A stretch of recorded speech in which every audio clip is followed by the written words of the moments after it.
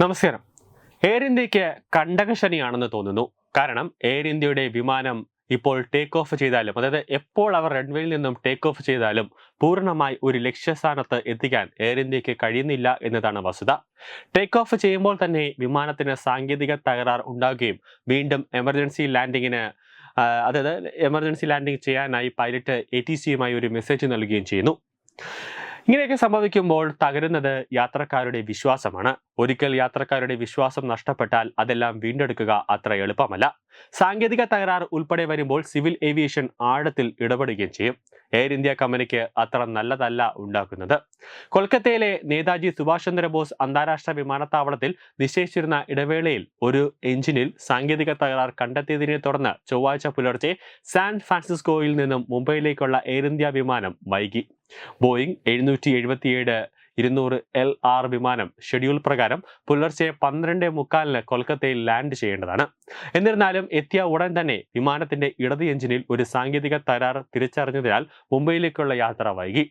മണിക്കൂറോളം നീണ്ട പരിശോധനയ്ക്കും കാലതാമസത്തിനു ശേഷം പുലർച്ചെ 5:20 യാത്രക്കാരോട് വിമാനം ഇറക്കാൻ ആവശ്യപ്പെട്ടത്. സുരക്ഷ മുൻനിർത്തിയാണ് തീരുമാനമെടുത്തതെന്നാണ് ക്യാപ്റ്റൻ യാത്രക്കാരെ അറിയിച്ചത്. 5:20 കൂടിയാണ് പിന്നെ ആ വിമാനം റൺവേയിൽ നിന്നും ടേക്ക് ഓഫ് ചെയ്ത്.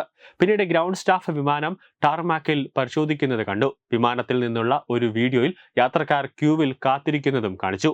എയർ ഇന്ത്യ ഇതുവരെ ഔദ്യോഗിക പ്രസ്താവന ഒന്നും തന്നെ പുറത്തിറക്കിയിട്ടില്ല എങ്കിലും പ്രശ്നം പരിഹരിക്കാനും ആവശ്യമായ ക്രമീകരണങ്ങളിൽ ദുരിതമനുഭവിക്കുന്ന യാത്രക്കാരെ സഹായിക്കാനും സാങ്കേതിക സംഘങ്ങൾ പ്രവർത്തിക്കുന്നുണ്ട് എന്നാണ് വൃത്തങ്ങൾ സ്ഥിരീകരിക്കുന്നത്. അടുത്തിടെയുണ്ടായ മറ്റ് സംഭവങ്ങളിൽ സംശയാസ്പദമായ സാങ്കേതിക പ്രശ്നം കാരണം Delhi Ranchi air India express വിമാനം പറന്നുയർന്ന ഉടൻ തലസ്ഥാനത്തേക്ക് മടങ്ങിയിരുന്നു. ഫ്ലൈറ്റ് ഡ്യൂട്ടി സമയപരിധികൾ നിർവചിച്ചിരിക്കുന്നത് പോലെ പ്രവർത്തന കാലതാമസം നിയുക്ത ജീവനക്കാർക്ക് അനുവദനീയമായ പരമാവധി ഡ്യൂട്ടി സമയം കഴിയാൻ കാരണമായതിനെ തുടർന്നാണ് മുംബൈ അഹമ്മദാബാദ് എയർ ഇന്ത്യ വിമാനം റദ്ദാക്കിയത്. മറ്റൊരു സാഹചര്യത്തിൽ ഹോങ്കോങ്ങിൽ നിന്നും ഡൽഹിയിലേക്ക് പോയ വിമാനം പുറപ്പെടുന്നതിന് തൊട്ട് പിന്നാലെ സാങ്കേതിക തകരാർ കണ്ടെത്തിയതിനെ തുടർന്ന് ആകാശത്ത് വെച്ച് തിരിച്ചറിയേണ്ടി വന്നു.